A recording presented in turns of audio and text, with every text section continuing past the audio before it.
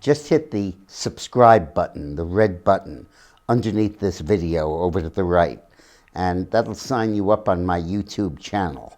And then you can hit the small bell icon, so a little bell will go off and tell you each time I've started to broadcast a new one. I hope you enjoy it. Everybody in Washington, a few people outside, are asking, will Trump stand firm in his insistence on the wall as the price of reopening the government and passing the spending bills?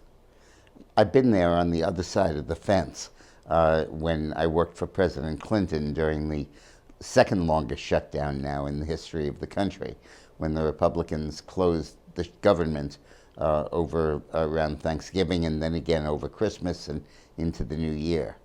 And I have to tell you, everybody gave Bill Clinton credit for standing firm.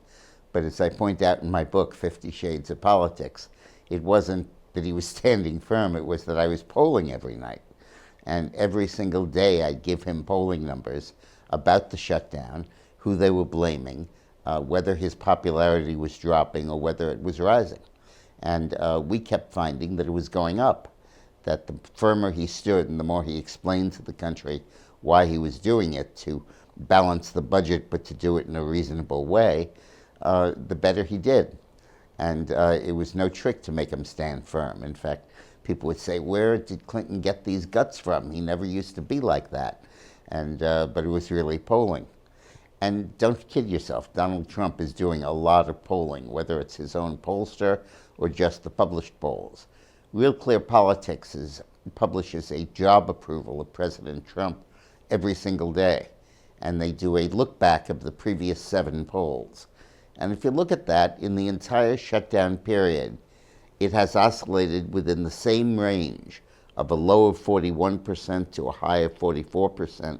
And it's been in that range for really over a year now, in fact, almost a year and a half now. And certainly during the entire time of the shutdown. In fact, Friday it was down to 41, today it's up to 41.7. It bounces all over the place, but only in that narrow band. And what that means is he's hanging on to his base sees eye to eye with him, his base agrees with him, not making much progress in persuading the rest of the world, but he doesn't need the rest of the world. He needs his base. Basically, when he runs for re-election, he's going to have 43, 45% of the vote in his pocket, his base. And that's all he needs to take into it, because the rest of it will be furnished by negatives from the Democratic candidate. The Democrats, as I've explained in previous videos, are falling off the deep end. And they're doing what left-wing parties always do after they lose an election. They move to the left and they get crazier and crazier candidates. Like after Carter lost, they nominated Mondale and Dukakis.